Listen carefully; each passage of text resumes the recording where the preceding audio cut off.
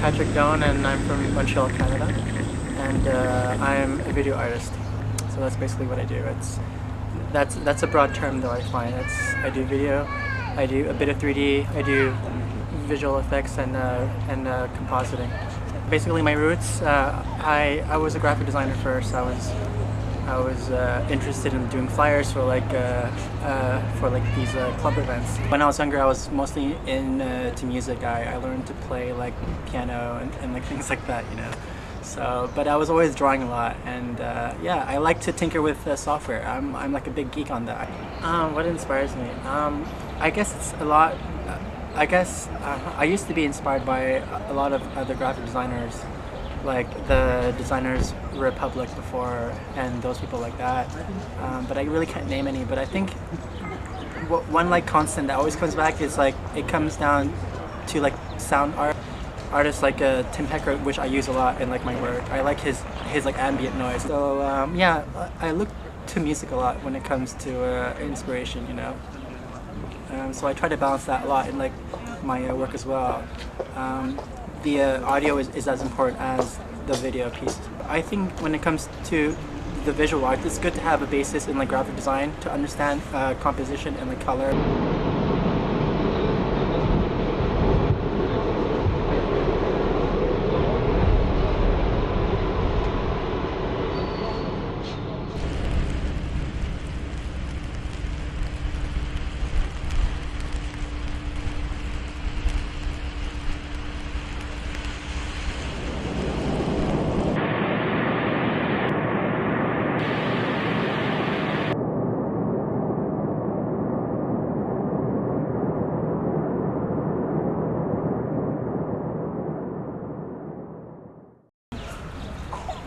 For density one, I tried to start with building a library of photos that I could take from, and then I just started playing. I knew that I wanted something to do with like the 3D environment that I would use in like After Effects. I did some compositions in like 2D first to like get a sense of what was it that I wanted to play with in like those photos. So a lot of it has to do with light, and then from there I would import those 2D compositions into After Effects, and then I would break them apart and then recompose them in 3D space. Another important aspect was the camera work. Like it had to be slow. If it was too fast, it would feel like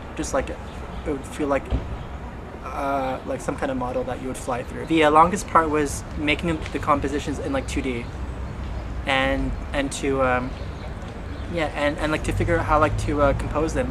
The rendering times were like really slow, because even though I was going to my friend's house, he also had a fairly crappy computer too. Yeah, lots of long nights spent on it, and it was like mostly during the weekends or on Friday nights, you know. So I didn't have much of a social life back then. Yeah, I was trying to convey spaces, but without leaving traces of like human beings. I think sound was also a very important aspect to convey the like spatial aspect of the environments that like you're going through. So yeah, so those are sounds I took with my mini disc player. I would just sample places that I've been to, and I would put them together to make those compositions. It's also about the memories that the people have. You know, like once you visit like a place like Paris, like what are the memories that you have left of that area? And usually when you try to drop something from like your consciousness, it's usually not a very concrete visualization of that place. It's usually very abstract. You know, it's you know, you have like your visual sketch pad in like your mind, and it's never very concrete. So it really depends on whatever you think is more important, like art. Is it the final product, or is it all the like process behind it?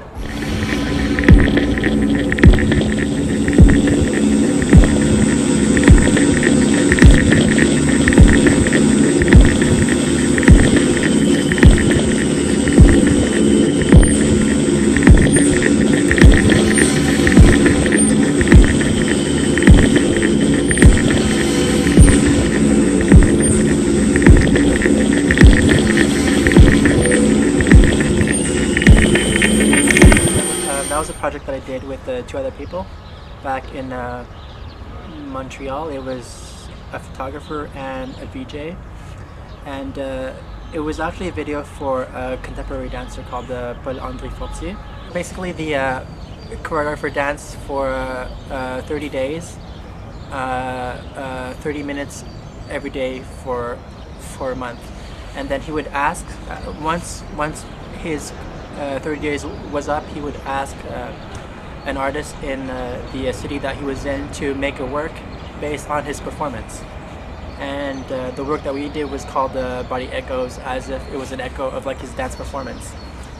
And because it was filmed like, no, he was doing his performance in like fall, so I just used the whole like rainy aspect of Montreal like at that time. So it looks very dark, you know, dark and rainy. The first shot, it's all like a flat landscape. It looks like a desert, but it's actually like his skin. The second scene is a shot of Montreal, kind of futuristic, you know, so that's like the urban landscape, and then you go back to the other scene, which is like the human landscape, and it kind of blends, it starts to gradually blend. And it was a pretty large scale project because it was played, it was like a public art piece. It was playing at the Place des Arts on 2 HD screens, like back to back, in like a hallway where there's a lot of people that pass by.